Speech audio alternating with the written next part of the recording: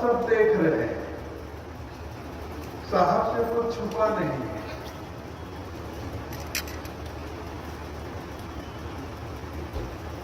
साहब सदा थे, सदा हैं और सदा रहेंगे,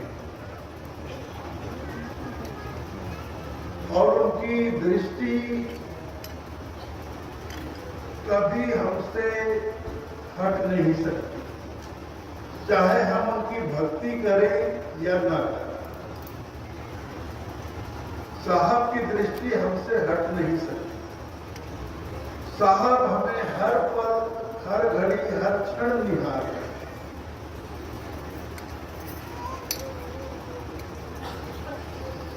जरूरत है एक बार हम साहब को निहार दें।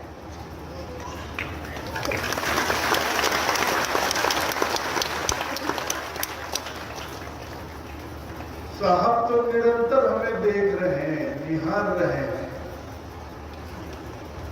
लेकिन हम एक बार संसार से अपनी दृष्टि हटाकर सतगुरु की ओर दृष्टि करें, उनकी नयनों में झांके, उनकी आंखों में आंखें डालें, उनकी आंखों में आंखें डालें, तो उनकी कृपा दृष्टि हमारे नयनों से हमारे हृदय पटल पर पहुंच जाए।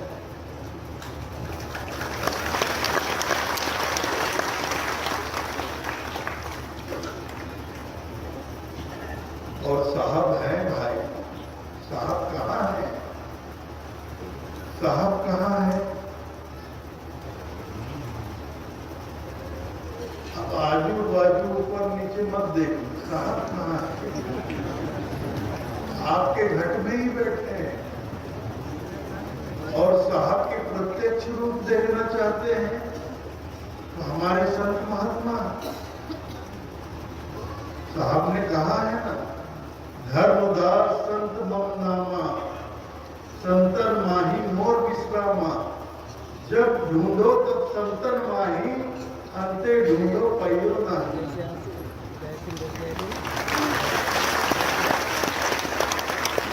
धनी धर्मदास साहेब को सदगुरु कबीर साहब कहते हैं कि हे धर्मदास, संत मम नामा, मेरा नाम संत है, संत ही मेरा नाम है और संतों में ही मेरा विश्राम है, और जब भी मुझे ढूंढना हो तो संतों में ढूंढना, और इधर उधर ढूंढोगे तो मैं मिलने वाला नहीं। तो संतों में ही साहब हमें मिलेंगे, इसलिए प्रति वर्ष कबीर नगर दामाखेड़ा में संत समागम समारोह का आयोजन किया जाता है, ताकि यहाँ हम संतों से मिल सके और संतों में अपने मालिक, अपने बंदी छोड़ सदगुरु कबीर के दर्शन कर सके।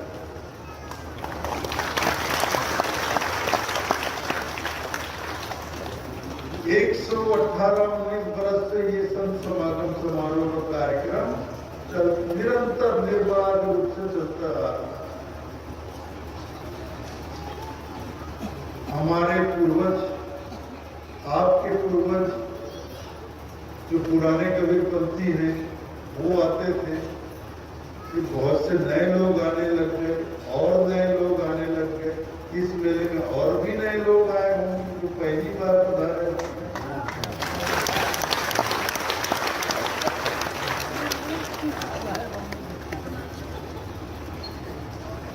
तो साहब का द्वार तो सबके लिए खुला है भाई, साहब का मार्ग सबके लिए खुला है। साहब का द्वार, साहब का मार्ग कभी किसी के लिए बंद नहीं होता।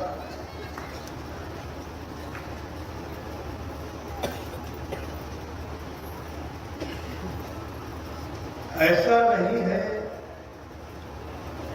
कि साहब का द्वार, साहब का मार्ग केवल पुण्य आत्माओं के लिए खुला और जिन्होंने पुण्य नहीं कमाया उनके लिए साहब का द्वार बंद हो, ऐसा नहीं होता।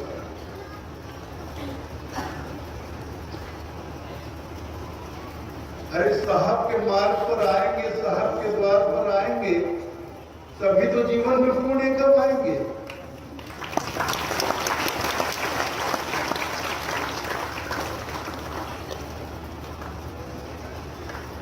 हमारे गुरुदेव परम पूज्य पंचरी हजूर गृह मुनि नाम साहब, तो कुछ लोग बोलते थे,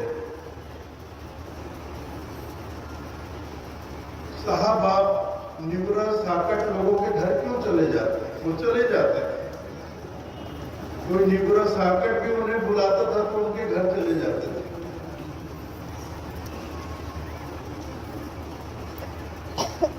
तो हमारे गुरुदेव को कुछ लोग कहते थे, कुछ बुजुर्ग लोग थे, कुछ बुजुर्ग साधु संत लोग थे, साहब आपको वहां नहीं जाना था, तो निबुरा है साकट।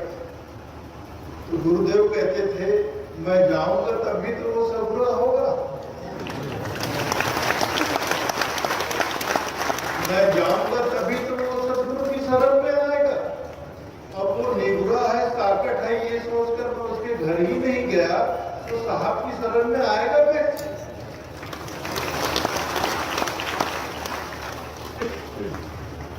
तो साहब का द्वार, साहब का मार्ग सबके लिए खुला है। जिसका जब दिल चाहे साहब के द्वार आ सकता है, साहब के मार्ग पर चल सकता है।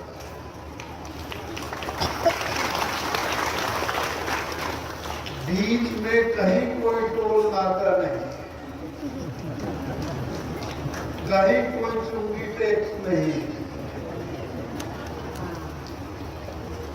कि पहले हमसे मिलो, हमसे संपर्क करो, उसके बाद तुम्हारे लिए साहब का रास्ता खुलेगा। ऐसा नहीं है। और ऐसा जो बोलते हैं वो पक्के ठग हैं, पक्के ढोंगी हैं, वो अपने धंधे में लगे हुए हैं।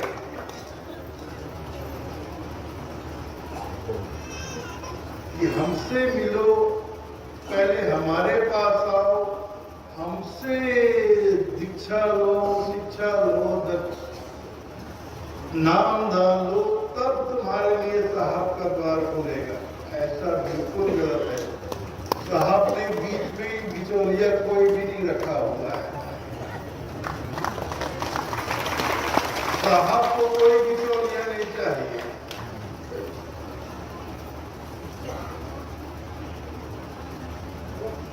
साहब ने अपने मार्ग में ठेकेदारों को नहीं बैठा रखा है कि मेरे मार्ग पर जो आएंगे उनसे पहले चुंगी वसूल लेना, फिर मेरे मार्ग पर आने देना। ऐसा नहीं। लेकिन चल रहा है, धंधा है। अब धर्म का धंधा तो हमारे देश में सदियों से चलता आ रहा है, तो इससे हमारा कबीर पंथ भी नहीं बचा है। नहीं बचा है, नहीं बचा है। छुपाना क्या, बोलने में शर्माना क्या? जो है सो है, जो सच है वो है।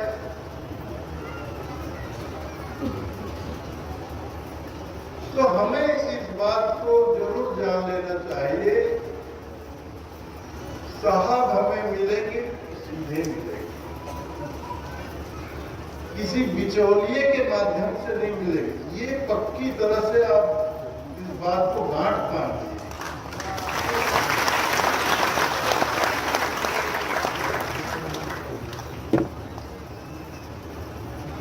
साहब आपको मिलेंगे तो सीधे मिलेंगे, डायरेक्ट मिलेंगे।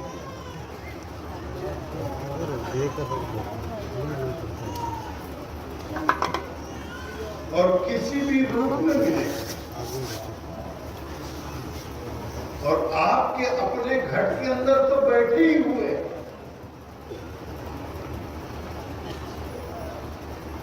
अगर उन्हें छीन लो, अपने ही घर में बैठे साहब को छीन लो, तो इससे बढ़िया बात और कोई दूसरी हो भी नहीं है।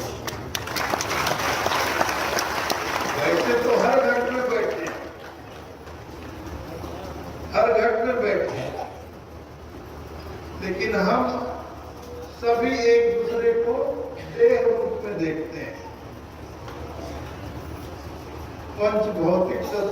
बने हुए हाड़ मांस के इस शरीर के रूप में देखते हैं।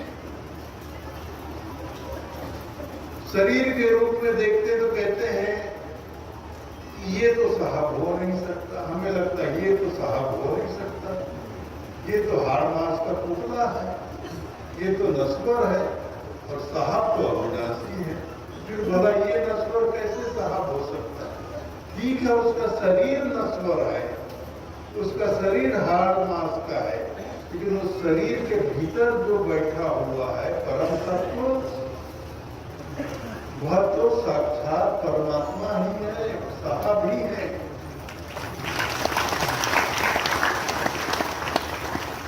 साहब तेरी साहबी सब घट रहा समाए, ज्यों मेहंदी के पात में लाली लगी न जाए। मेहंदी के पत्ते को देखो तो लाली नजर नहीं आती, पत्ता हरे रंग का दिखता है, लेकिन हर पत्ते के अंदर उस हरे रंग के पीछे लाली छुपी होती है। और जैसे ही उस मेहंदी के पत्ते को सील पर रगड़कर हथेली पे सजा दिया जाता है तो कुछ ही क्षणों में उस पत्ते की लाली हथेली पर प्रकट हो जाती है, प्रकट हो जाती है। तो बलिहारी हैं वो लोग जो मेहंदी के पत्ते को रगड़ पीसकर हथेली में सजाते हैं और मेहंदी में छुपे हुए लाली को अपने हथेली पर, अपने ही हथेली पर अपने आप में प्रकट कर लेते हैं। तो बलिहारी हैं वो लोग। इसीलिए साहब कहते हैं सब घट मेरा साइया सुनी सेज न कोई, बलिहारी ता घट की जा घट प्रगट।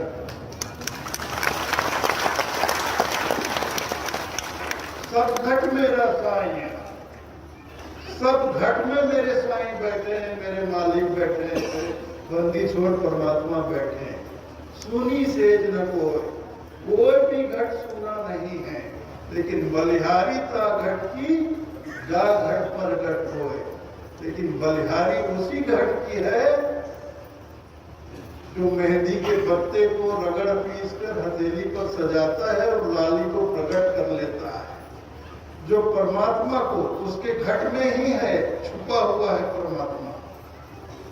जैसे मेहंदी के हरे पत्ते में लाली छुपी होती है, वैसे इस हाड़ मांस के पंच तत्व से बने हुए शरीर में परमात्मा, हमारे मालिक, हमारे साहब बैठे हुए। तो जो अपने इस मानव जीवन को पहचान कर अपने इस मानव जीवन को सार्थक करता है, सदुपयोग करता है, सदुपयोग करते हुए जीवन में साधना करके अपने भीतर बैठे हुए मालिक को, साहब को प्रकट कर लेता है, उसका जीवन बलिहारी हो जाता है, वह धन्य हो जाता है, वह मुक्त हो जाता है, वह अपने निज ठौर को चला जाता है, सतलोक को चला जाता है, वह सदा साहब के साथ हो जाता है, साहब के साथ ही हो जाता है। जिसने साहब को जान लिया वो साहब का हो जाता है। साहब का हो जाता है नहीं, समझना इस बात को, साहब का हो जाता है ये नहीं, साहब ही हो जाता है।